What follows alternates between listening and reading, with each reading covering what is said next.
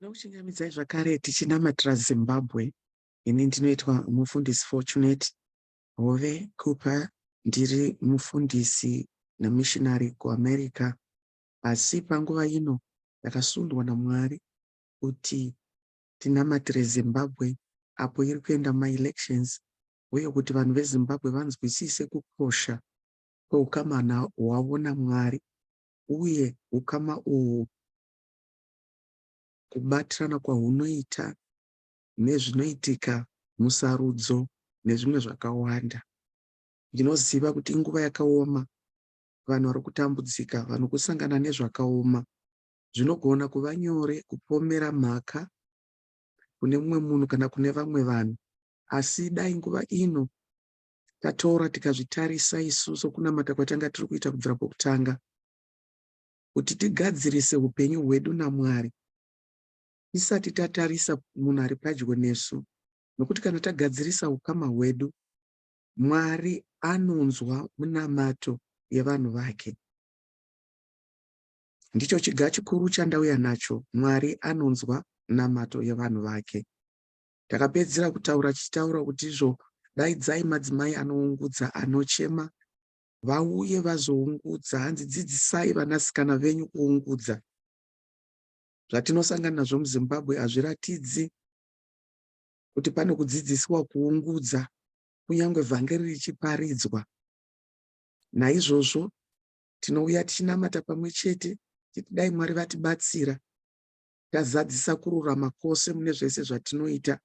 Handinyoreba kutsvaga Mwari, asi tikazvimisira panguva ino kutendeuka, kuti ini ndichanamata 2 minutes pazuva, uye vanokwanisa kubvira nguva ino kusvika kupera kwomwedzi tinge tichitsvaga zuva rokutsanya, kutsanya kuti Mwari wee, rangarirai nyika yeZimbabwe, musaikanganwa mukutsamwa kwenyu, rangarirai ngoni.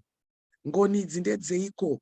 Ngoni dzakaratidzwa naMwari pamuchinjikwa weKalvari, apo pakafa mwanakomana wake mumwe woga, kuti ani nani anotenda kwaari arege kufa, asi ave neupenyu husingaperi.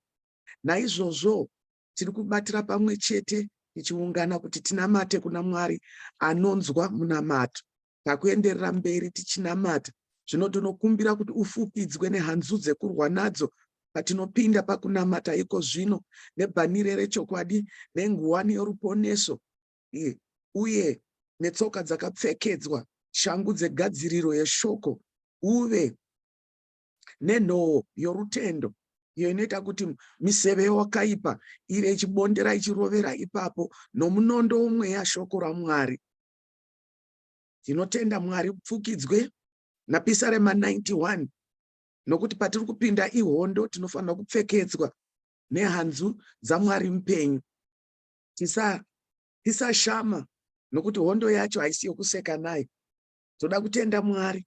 Chekutanga toda kunamata chitevedzera zviga. Pokutanga toda kunamatira Zimbabwe. Tinoda kunamata munamato wokudzinga rima muZimbabwe. Izvi tinozviwana muna Johani wekutanga vhesi 5. Inotiudza kuti izvo chiedza chinopenya murima, rima harinzwisisi chiedza. Zvinoreva kuti kana upenyu hwedu hwakavharwa nerima rowakaipa, chiedza chaKristu chinoita senyambo, hatitozvinzwisisi. Naizvozvo tinoziva kuti rima chiko ndo ugaro hweumambo hwakaipa hwaSatani. Murima umu ndimo matinowana tsika dzose dzakaipa, utere, kunamata zvifananidzo, uroyi, nokuchekeresa vanhu. Ndizvo zvinhu zvinoshandiswa nomuvengi kusimbisa umambo hwake hwerima. Asi zvino tiri kuuya nechiedza chaKristu kuti chizopenya pamusoro peZimbabwe, tichiramba tsika dzakare, tichiramba kurasika kwaivepo kare, nokuti Mwari wedu anotidzidzisa zvakanaka, anotidzidzisa ukuru hwedenga. Naizvozvo bhabheri raMwari rinotizvo chimwari chenyika ino chakapofomadza pfungwa dzevanhu vasingatendi kuti vakwanise kunzwisisa nokukoshesa evhangeri rinoratidza chiedza chaKristu anova iye mumiririri waBaba, iye unonzi image yaMwari, mufananidzo waBaba. Ndozvakaita Baba takavaona pana Kristu. Tinoona muna vaKorinte vechipiri chapter 4 verse 4. Saka tinonamata tichiti kudiniko? Mwari, munyasha dzenyu tinokukokai kuti mudzinge rima muZimbabwe. Rima ngaridzingwe mundangariro dzavanhu. Rima ngariparadzwe nechiedza chaKristu. Tinotaura kurima rakafukidza moyo yevanhu nokuda kwechimwari chenyika ino, kuti riparadzwe nokuda kwesimba reshoko raMwari nesimba rechiedza chinobva pauso hwaKristu, chinova chiedza chaMwari Baba. Tiri kunamata Mwari vanogona kuti musimuke mudzinge rima iri, chiedza chiuye muZimbabwe kumativi mana enyika. Kupofomadzwa kwakaitwa nevanhu vachinotsvaga masimba kunjuzu, kupofomadzwa kwakaitwa vanhu vachinotsvaga kubudirira nenzira dzisina kutaurwa naMwari. Mwari, tiri kunamata kusvibiswa kwakaitwa vanhu kuti pavanotendeuka, patiri kutendeuka, takamirira nyika tichitendeuka semhuri, semarudzi. Jehovha, bvisaiwo rima, dzingai rima. Jesu, ivai mambo, mudzinge rima ratiparadza. Murima umu ndo munoitika zvinhu zvakawanda zvatabata, zvimwe zvacho tikazvigamuchira mukusaziva setsika namagariro, nokuti ndozvega zvatakabarirwa mazviri. Asi chiedza chaKristu chauya kwatiri panguva yakaita seino.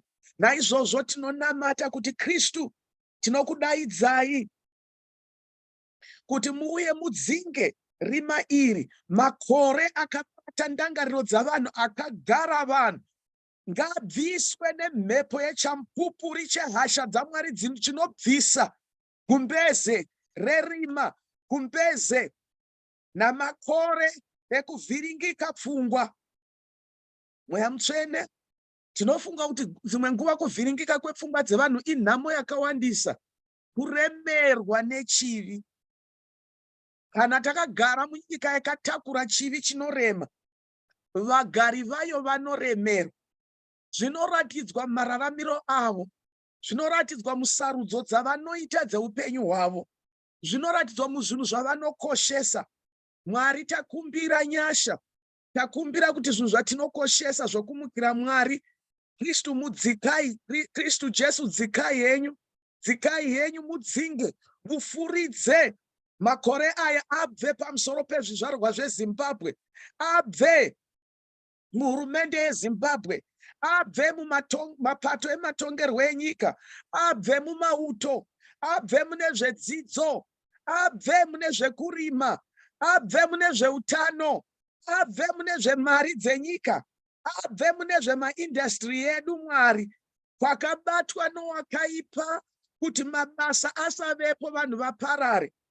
Mutsvene, tanamata nokutenda. Haleluya. Ndoda kupa mucherechedzo. Muna 2000, muna 1999, ndakanzi naMwari, chibva kuZBC uende kuZisco unoshanda ikoko sapira manager. Basa racho handina kuindawo kuinterview. Mwari vakangoti ndoda kuti uende ikoko, saka ndakaenda senhume yaMwari. Ndoda kuti munzwisise kuti kana tichitaura kuti rima rinobata zvinhu tinorevei, ende muzive kuti Zimbabwe yakatogarwa nerima iroro, asi rinotora iwe neni kunamata kuti rima iri riparadzwe. Saka ndakanzi naMwari, paiva nomumwe angatopiwa basa iroro. Indokubvunza kuti basa iri handina kunge ndarionawo parakaiswa mumanewspaper, ndingadai pamwe ndakaisawo application yangu. ndichitaura kudero izwi rakataura kurudyi rwangu zvikanzi ibasa rako. Ndikati ndobva ndanyarara hangu. Aindiudza nenyaya yacho haana kunzwa izwi ranga rataura neni. Mukupera kwenguva shoma ndakadzina mweya mutsvene, enda unokukwidza utungamiriri weZimbabwe Union of Journalists uite president. Handina kwana kuzvinzwisisa nokuti upenyu hwangu hwanga usina kunyatsomira zvakanaka ipapo, ndandine vana vadiki. Ndikateerera Mwari ndichibva ndaenda. Musi wacho wesarudzo vanga kuri Golden Mile, ndakaona mutungamiriri weZisco akagara mangwanani achiverenga newspaper, asi ainge ari mangwanani zviro kwazvo kuma7. Ndobva ndati, ko makadini zvenyu? Munoziva here kuti ndiri kukwikwidzavo kunoku? Ndinokumbirawo mundiwishe mablessings. Zvikanzi zvingaita zvakanaka chose kana ukaita president kuno kuMidlands. Tikabva tapedza ndobva vangoziti mutoro ndokuenda. Asi ndataura zvinhu zvisiripo kani. Zvadaro ndakakwikwidza ndikaruza. Hakusi kuti vanhu vaisandida, vamwe vakati aiwa isusu tinokuda asi hatikudi pana president, toda kuti uite secretary general.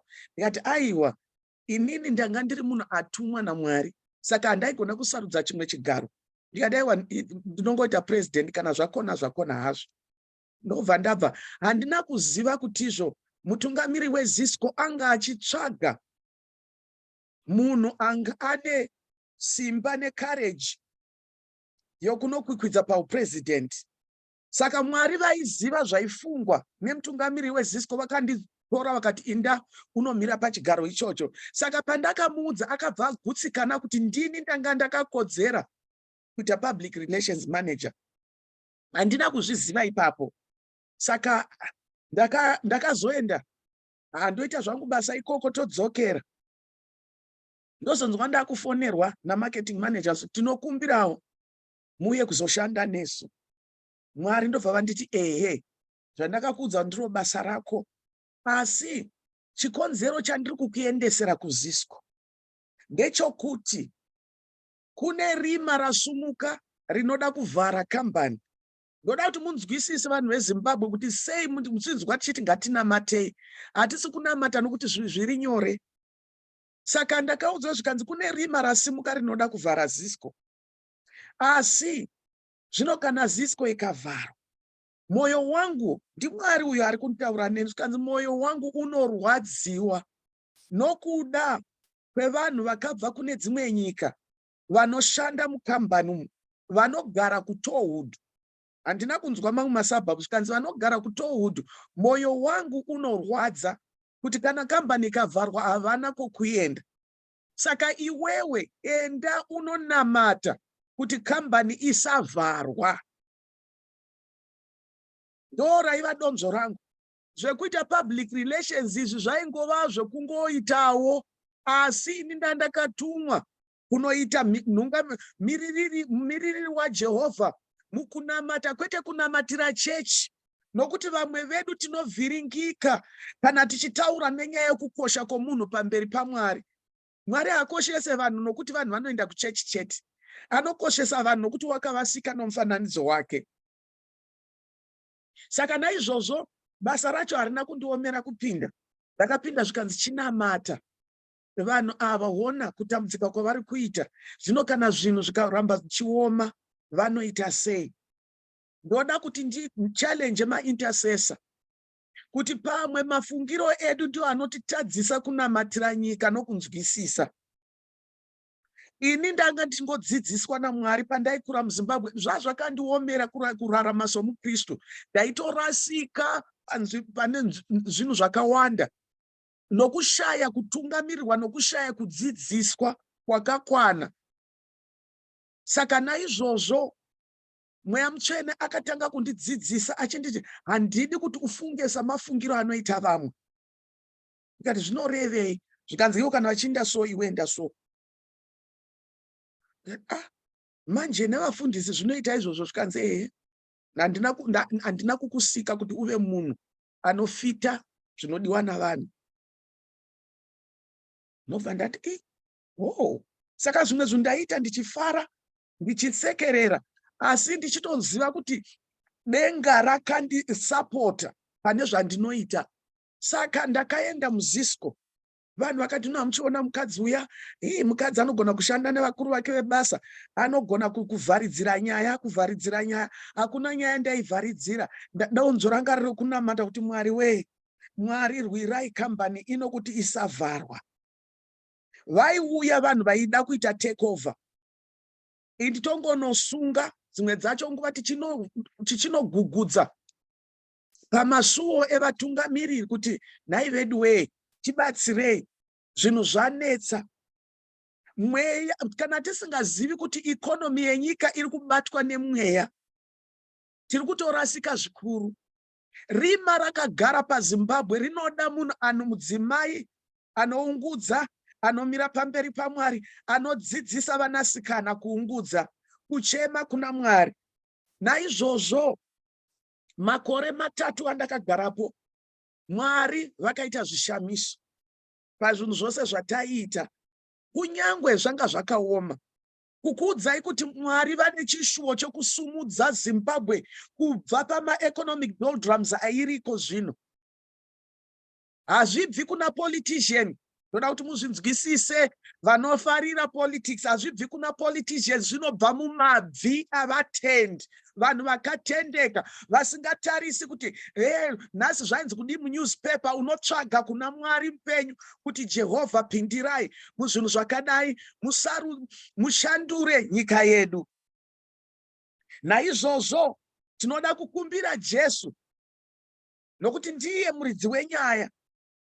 Saka ndakanamata, ndichingopedza kunamata, handisingamboziviwo kuti izvo chii chichaitika. Ndopakanzi ndakukuda kuti uende kuAmerica, ndoda kuti unomira kuCalifornia, ndoda kuti uve stationed kuCalifornia.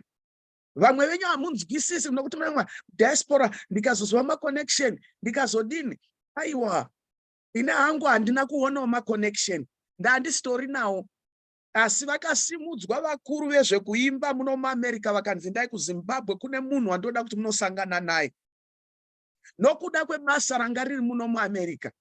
Saka iko zvino Mwari vakati, tarisai kuZimbabwe kana muchinamata. Naizvozvo hatisi kutsvaga vanhu vaya vasingazivi zvavakaita vakavhiringika, tikutsvaga vafundisi, tikutsvaga maintercessor vanonzwisisa nguva yatiri. Hanzi vana vaIsaka vainzwisisa zvinoreva nguva, kududzira nguva, uye kuti Israeri yoita sei. Vazhinji vedu tinongotarisa kuti ndoda kuita izvozvo kana ndiri mupower. Kana tikagona kutsigira vamwe vakati vanogona kutungamirira, Mwari haatisii tiri pabani, uye Mwari anonzwa zvatinokumbira kwaari. Seiko mambo weSiria akati, amusi weSiria akati, ko zvese zvandoda kuronga kunoparadza Israeri zvinotadza sei? Zvikanzi kuno muprofita unonzi Elisha, uyo waidira mvura pamaoko aElijah, ndiye unoudza mambo zvinhu zvose. Hakuna munhu mumwe chete wakanzi unotonga Zimbabwe. Zimbabwe ndeye vanhu veZimbabwe. Iwe ita chikamu chako. Hatitevedzeri zvinotaurwa nemapolitician, tinoda kunzwa izwi raMwari kuti rinoti kudini. Zvino tinoda kukumbira chigache chipiri. Ndandikupei mucherechedzo wokuti rima rakambomira sei, nokuti kana chitaura kuti rima, vamwe vedu munokufunga kuti irima ramanheru, irima remweya yerima, iyoyo inonopfugamirwa nevazhinji vedu. Nokuti zvinoitika kana tanopfugamira mweya yerima, tinotengesa upenyu hwedu. Vamwe vedu nokuda kwechiga ichocho chokuti akaenda kunoromba, makore atinorarama akarijuswa nemweya iyoyo. Unongobudirira kwemakore 10, after 10 accidents back gone. Hosha kutoti waroiwa nomukadzi, waroiwa nanhingi, izvo kuromba kwaakaita. Vamwe venyu munozongwara, mochekeresa vamwe, moshandisa ropa ravo kuzvivandudza kuti muite vadiki murarame nguva yakawanda. Asi kaMwari ndiye mupi weupenyu. Hatingadeuri ropa nokusingaperi. Saka iko zvinondoda kuti tinamate. Chiga chechipiri, ngatikumbire Ishe Jesu kuti vachipinda munguva, vafambe munguva vachidzokera kumashure vachigadzirisa zvakatsveyama muZimbabwe. Jesu tinokumbirai, may you please time travel the oppression and the darkness of Zimbabwe. Nokumbirai Jehovah, muchidzikinura damage yose yakaitwa nomuvengi. Muunze kupora muZimbabwe, mutsvene waIsraeri. Mushandure destiny yenyika kwayakatorwa ikatengeswa nevaiti vakangwara nevaiti vanoziva. Tinokumbira fambai munguva muchidzokera kumashure, muchidzikinura neropa renyu, mwanakomana waMwari. Imi gwayana raMwari, takukumbirai zvino, fambai munguva, batai ushe panguva inobata Zimbabwe, nezvakaitwa zviga zvakaitwa munguva idzodzo. Muzita raJesu tinodaidza Ishe wangu kuti mubvise kuparadzwa kwakaitwa panyika, muvandudze nyika. Makati shoko renyu haridzoki kwamuri risina kuzadzisa zvamarituma. Rakaita semvura inonaya uye sechando chinodonha kubva kudenga, chinodiridza nyika nokunyorovesa nyika, ichibva yapunduka nokumedza zvakadyarwa mairi, kuti zvipe chingwa kumudyi nemhodzi kumudyari. Ndozvinoita shoko renyu. Ngaribukire muZimbabwe. Ishe Jesu tiri kukukumbirai, fambai mune zvakaitika munguva dzapfuura, muchibvisa munokusuka neropa renyu mhiko dzakaitwa nemadzibaba, mhiko dzakaitwa nemadzimbuya edu, akabana masimba ehuroi, akabata ushe mumadzinza, akasiya ashandura posi yerudzi nokuda kwezvibata-bata. Takumbira mutsvene, nhasi vamwe vanasikana vakagara paumambo, asi vakagara pamusoro penyoka pezibukanana. Jehovha tinonamata, Ishe Jesu takukumbirai zvino musimba renyu, muropa renyu redzikinuro. Fambai munguva zvakaitika munguva yeZimbabwe. Time travel mambo wangu, divine reversal, kudamage yakaitwa. Muzita raJesu tinokumbira kumageneration ose, muzita raJesu Kristu. Baba, pane vakanamata vakatsvaga Mwari, asi vakati hazvinotibatsire, ngatidzokere kunzira dzemadzibaba.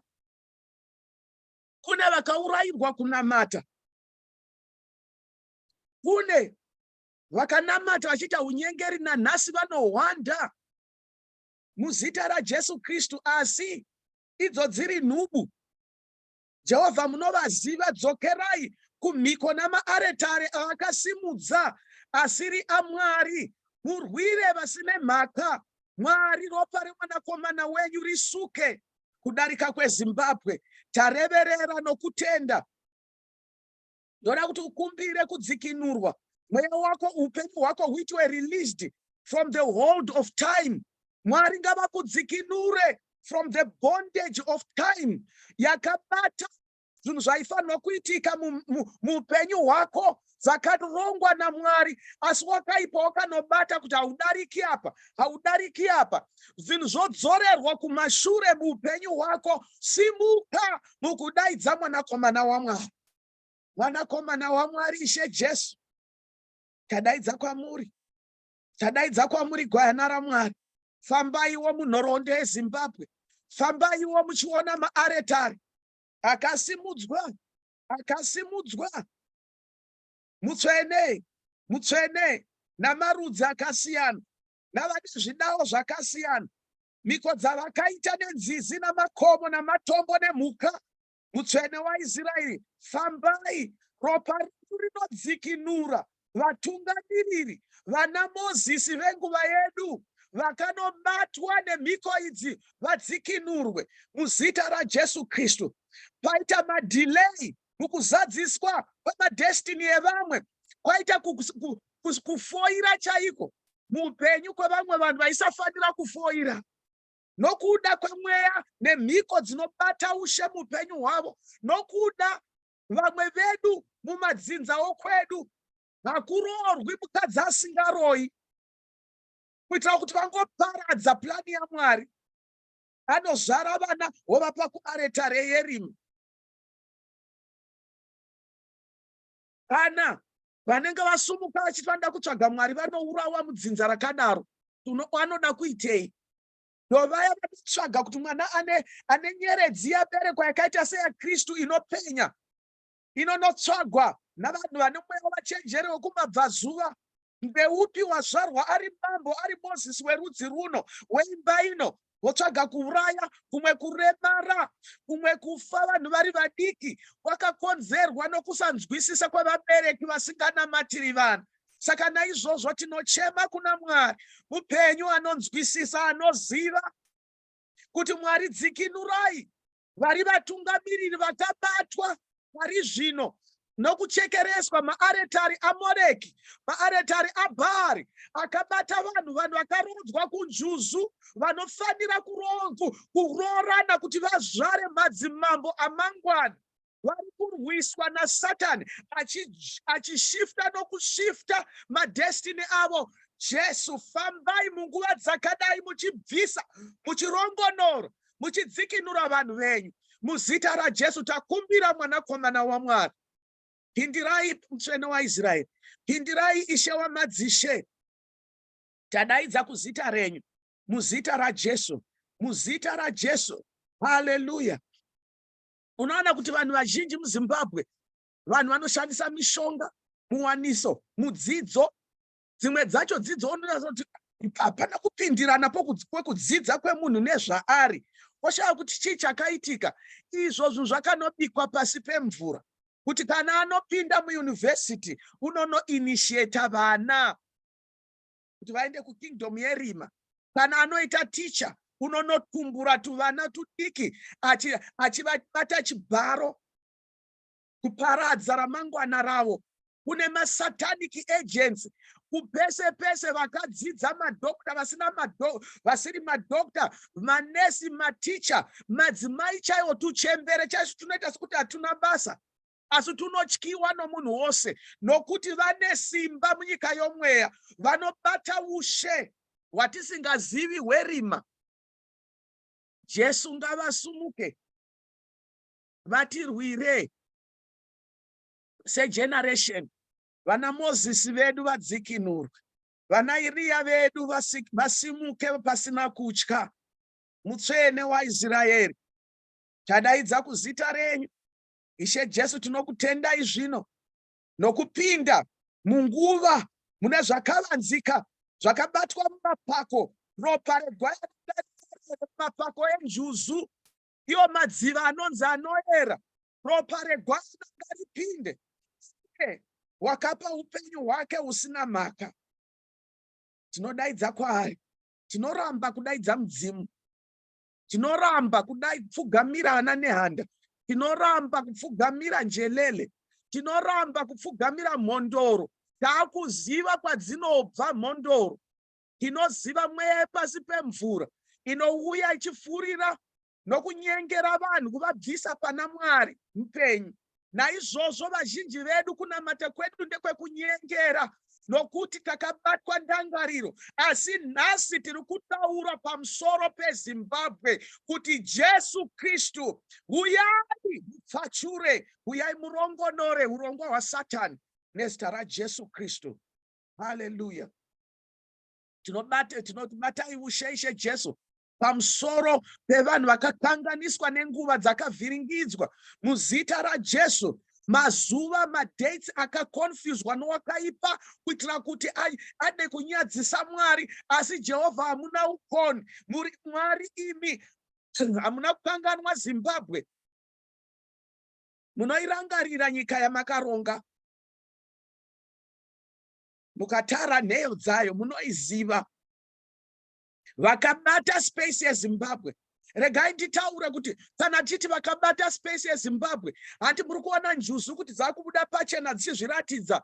Hakusi kuti kungobuda pachena, ndekokuti dzazara zvino dzakufunga kuti dzava namasimba akakwana ekugona kuchallenja vanhu. Asi tiri kukumbira kuti Ishe Jesu vabate ushe mumadziva nemunzizi nemumapako adzinoshandisa, nokuti Zimbabwe yakagara pamusoro pemvura. Juzu idzi dzinofamba pasi, ndidzo dzakabata ushe hwegoridhe.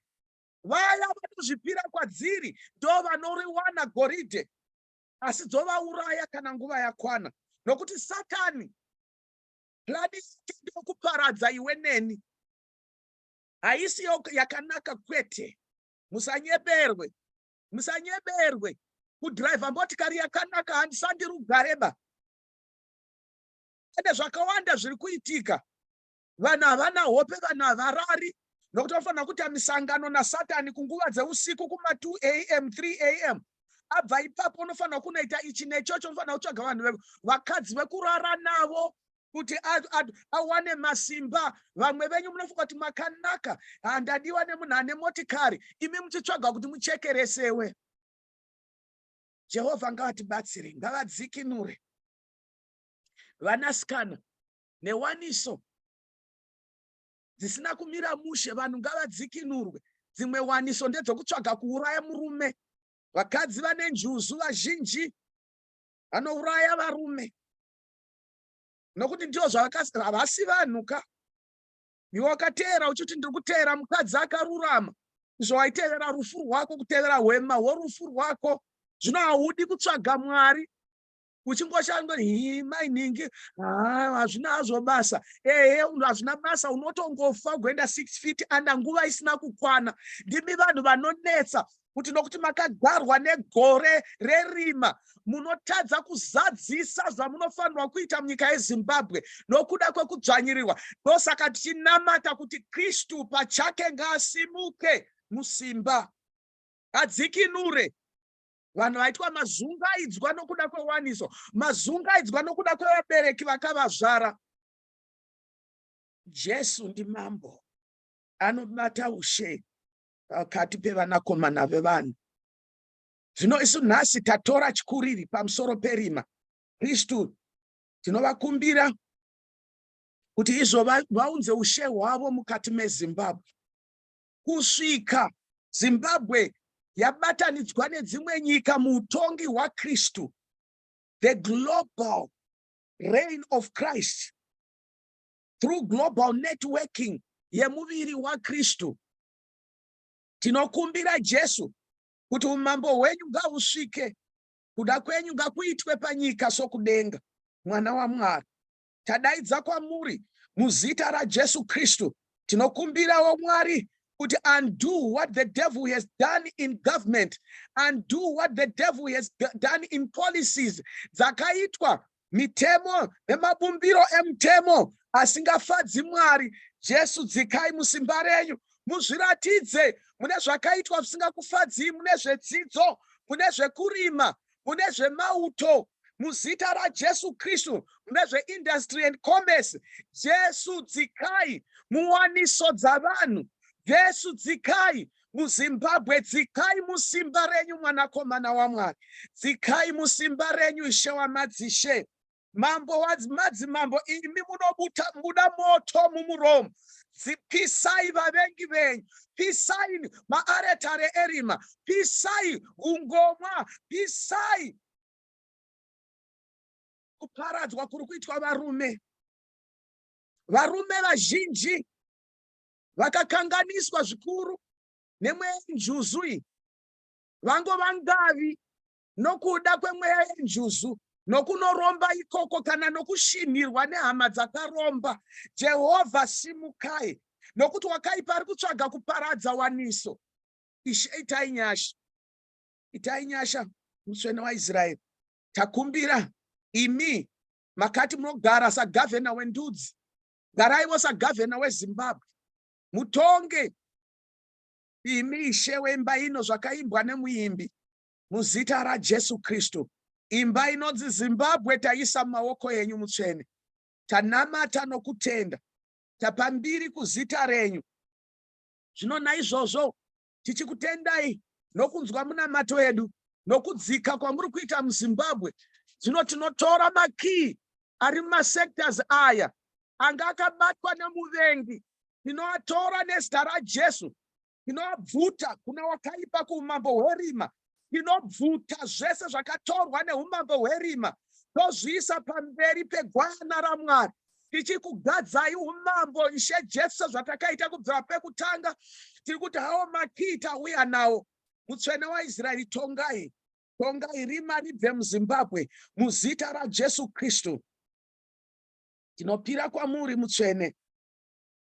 Haleluya. Batai ushe Kristu munzvimbo dzose dzinokosha dzeutongi hweZimbabwe. Tinokumbira mubate ushe. Sukai Zimbabwe, itsvairei Zimbabwe. Pese pakagarwa nemuvengi, patsvairei nemutsvairo wesimba renyu. Sukai neropa redu Ishe Jesu. Haleluya. Bvisai Zimbabwe muumambo hwerima.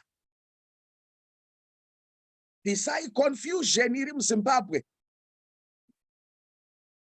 Vharai muromo yevatauri veumambo hwerima muzita raJesu Kristu. Mazwi avo ngashaye simba pamberi pegwayana, pamberi pehasha dzegwayana muzita raJesu Kristu. Haleluya. Tinotenda mutsvene muri kunzwa munamato yedu. Toda kuenderera mberi tichinamata. Izvi unonamata neupenyu hwakowo iwe. Usamirira kuti izvo Zimbabwe kana yanaka zvine zvatongonakira handotongorama upenyu hwangu. Zimbabwe inonaka nomunamato wako. Upenyu hwako hunonaka nomunamato wako. Ngatitsvage Mwari achawanikwa. Ngatirege utsotsi muchechi maMwari.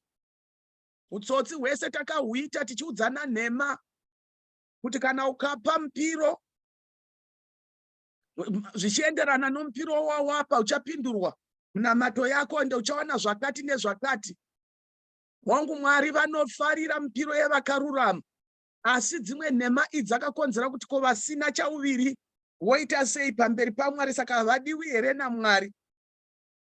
Mwari ngavatibatsire, vanyaradze nekuvhara miromo yavadadi vakadai vasina kutsvaga kuparidza ivhangeri, vakatsvaga kuparidza pfungwa dzavo nendangariro dzavo, vachirunzirwa neumambo hwerima. Jehovha, penyai muchiedza chenyu chinoshamisa. Maita henyu mutsvene, maita Ishe wamadzishe, munotiitira nyasha dzinoshamisa. Zvino tinonamata iko zvino tichitendeuka zvakare patinokumbira Ishe Jesu kuti imi pamunosuka pana masuo atakavhura isu. Takavhura masuo iwayo vanoti maportals, asi masuo paunoinda uchinogara kun'anga, uchipfugama uchiita zveuroyi. Vazhinji vedu hatizivi kuti patinotsvaga masimba iwayo, zvandambotaura, tinoganhura upenyu hwedu. Ndo chimwe chinhu chokutanga. Chimwe chinhu chechipiri ndechekuti tinobva tatengesa zvese zvatinazvo, vana vedu, mari dzedu, zvese. Saka kana munhu wese, funga vanhu vese vakaromba muZimbabwe, kuti vese vakavhura masuo akasiyana-siyana. Ende vavhura masuo hatizivi zvakapinda munyika. Zvino zvimwe zvacho zvinoti kapa nemwise zvichibva mvura, zvimwe zvacho magoritoto, zvimwe zvacho vangova vasikana vanomisa motikari vachikonzera maaccident, zvimwe zvacho zvinochema sorushiye semwana, zvimwe zvacho zvinenge mhuka. Kuti tizive kuti zvakawanda zvakadini hatizivi. Asi mweya iyi haina kupusa. Vasina kuteerera Mwari wavo vakanoromba kwairi, yakatora upenyu hwavo ndokuvapa masimba mashoma kwechinguva. Musanyeberwe nezvimwe zvimabhizinesi zvamunoona ndezveropa zvega zvega. Kana nguva yakwana, vanobata ushe mukati meupenyu hwemunhu iye vanonzi achiurawa ende anongofa. Ndo mafiro anonzwisa tsitsi evazhinji vedu. Kana vasati vasvika paunonzi ndaunouraya vanhu kana uchiri kuda kurarama iwe.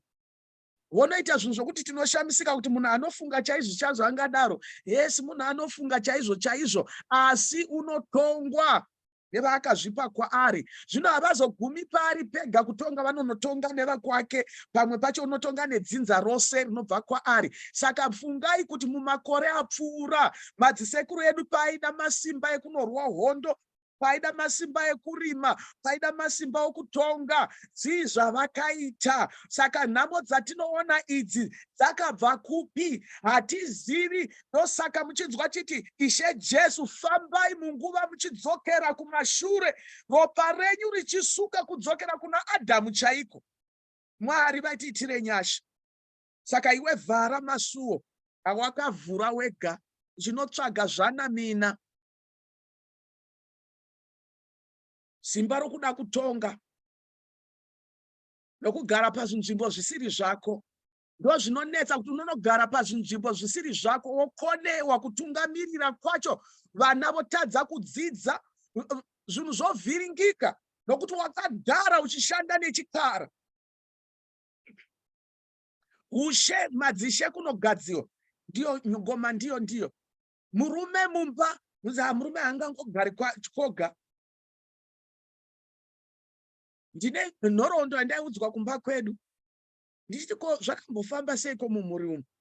Tikanzi vatezvara vacho vanga vane mishonga yavo,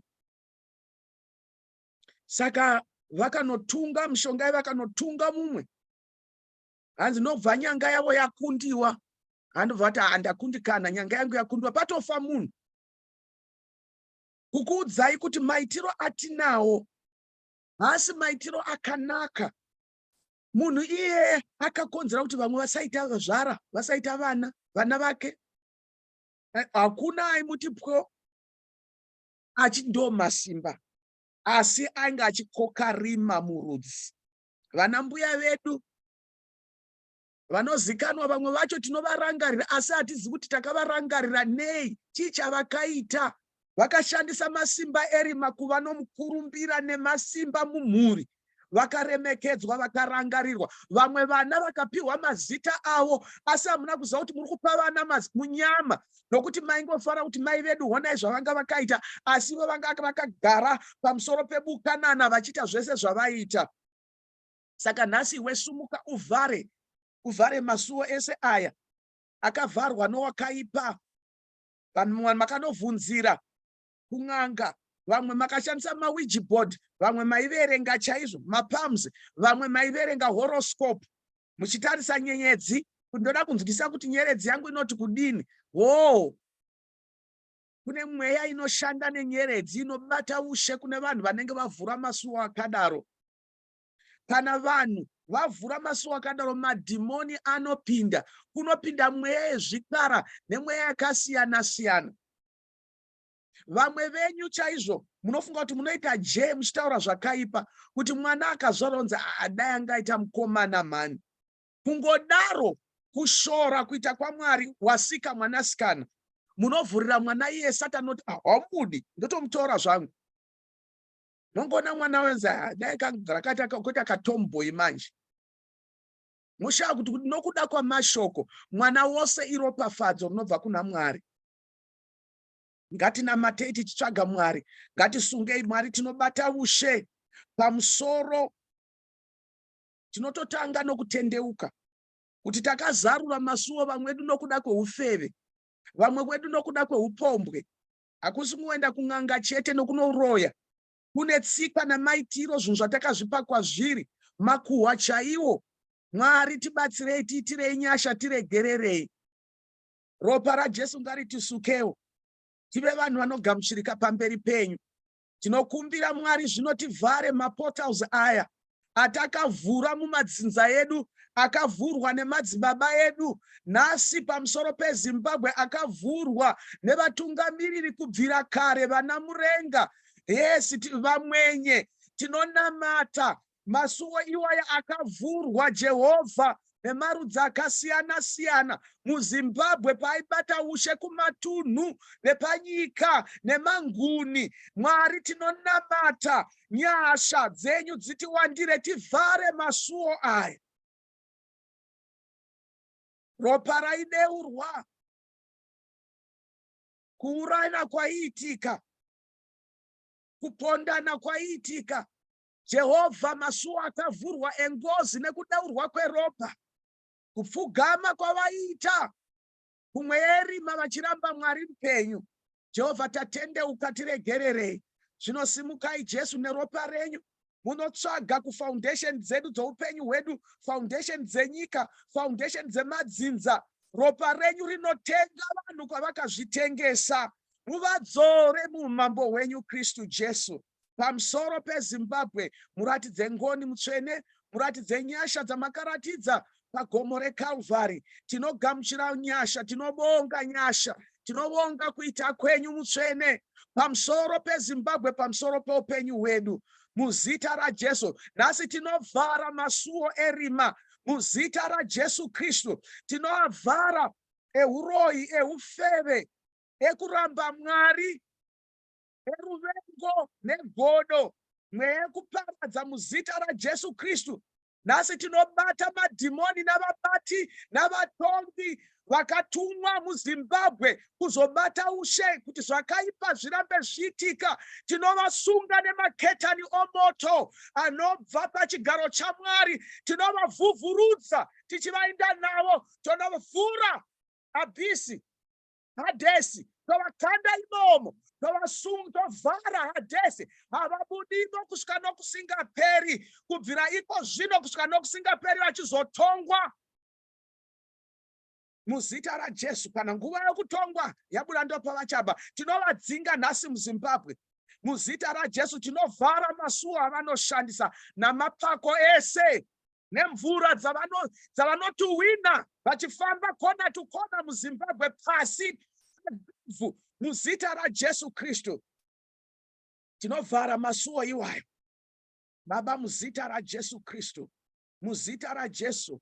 Tinokutendai muzita raJesu. Tinonamata Baba iko zvino tichitaura ropa regwayana muzita raJesu. Ngatinamatei nendimi maragozagodegozhe shitagazande kumagazagodogozhe romba gazodogozhandi gazayata ramazia mweya waMwari zadzai zvino Zimbabwe muragozogodigasha mushendo gosia ndandandama ore gosia gadagazha gadogoza muragazigida gashinda mbambamba shao he matarabasia takasa muriganda gozonde rembegezedo gozhagadagasu rigusa gadagajande gozia marambambambambambamba mande gosi gode gozia marigozada gazia.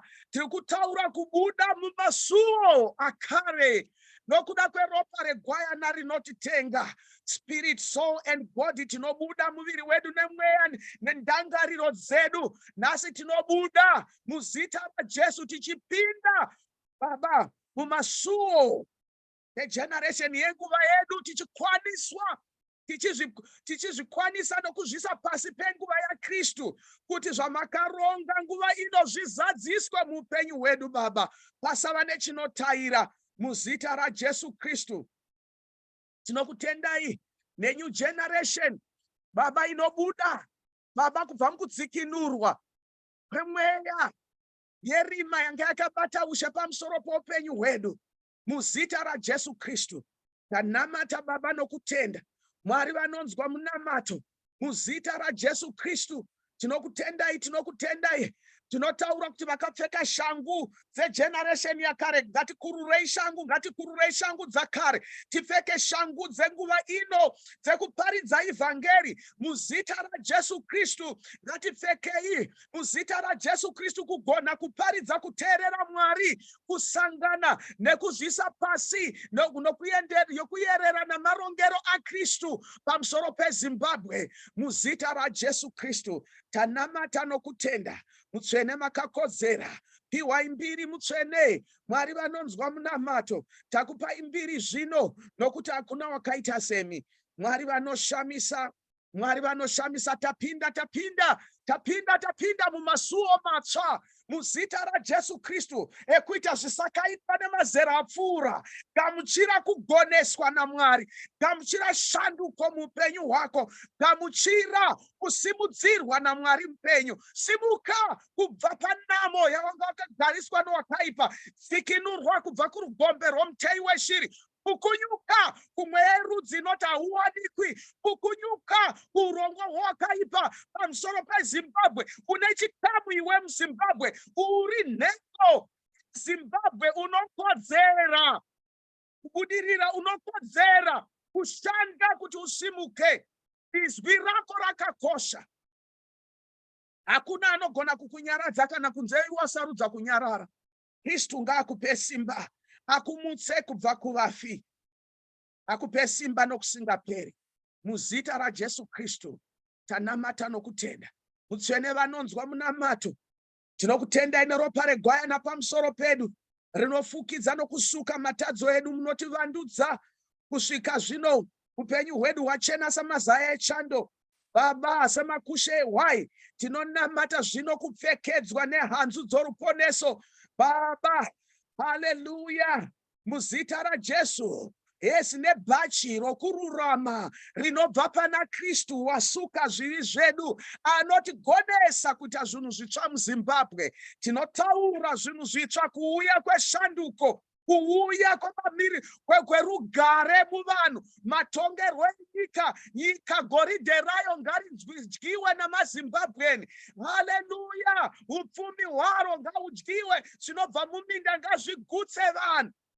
Vanhu vasaita nzara nezita raJesu, nokuda kwevakatora space vepasi pemvura, vakatengeserwa nyika. Tinoidaidza back kuna nozita raJesu Kristu. Tinoitora back kubva kunjuzu, kubva kuzvikara zvinoyera, kubva kuna Bhari, kubva kuna Ishtera, nezita raJesu Kristu. Kristu ndimambo. Tinomupfekedza nekorona dzakawanda muzita raJesu Kristu. Maita mutsvene nokunzwa minamato yedu nokusingaperi. Tapambiri kuzita renyu nokusingaperi. Mutsvene waIsraeri, kudzwai mukudzwe, nokuti ndimi moga Mwari. Maita enyu mutsvene. Haleluya. Kuna iye ugere pakati pemakerabu nokugwayana raMwari. Ropafadzwai. Namatira upenyu hwako. Usabvumira kuti time irambe chivhiringa zvinhu zvako. Usabvumira kuti pawakagara parambe pachikanganisa zvinhu zvako. Usabvumira kuti kunonotsa kwemadhimoni kuve nesimba pamusoro pako. Breakthrough. Pinda. Pfeka shangu itsva. Pfeka bhanire rechokwadi. Pfeka garments roruponeso nebhachi rokururama. Ururamiswe naMwari anogona kubvisa zvifeve navaroi kubva murima achivaisa muchiedza. Imi vanodyizana nenjuzu nguva yakwana, Kristu wabata ushe pamusoro peZimbabwe. Muzita raJesu Kristu, tendeukai, mudzoke kuna Mwari. Munoti totendeuka seiko? Munoti Jesu ndiregererei kudarika kwangu. Ndinoziva muri mwanakomana waMwari. Makauya kuzoripira mhaka dzangu. Zvino nhasi ndauya kwamuri, ndiregerereiwo. Mundisuke neropa renyu. Mundibvise mukudarika kwangu kwese. Mundiite mwana waMwari. Anokuita mwana waMwari Kristu. Haleluya. Ropafadzwai. Namatai. Hakuna kuneta. Tinoramba takamira pachokwadi. Muzita raJesu Kristu. Amen and amen. Naizvozvo nyasha dzaishe wedu Jesu Kristu, rudo rwaMwari Baba nokuwadzana kwaMweya Mutsvene ngazvikuchengetei kusvika tapedza mwedzi waAugust tichinamata kudai, tichisimudzira zita raKristu, tichiramba kudeuka kweropa, tichiramba kuti njuzu haitongi Zimbabwe, anotonga igwayana raMwari, iri kugwayana raBaba, muzita raJesu. Amen.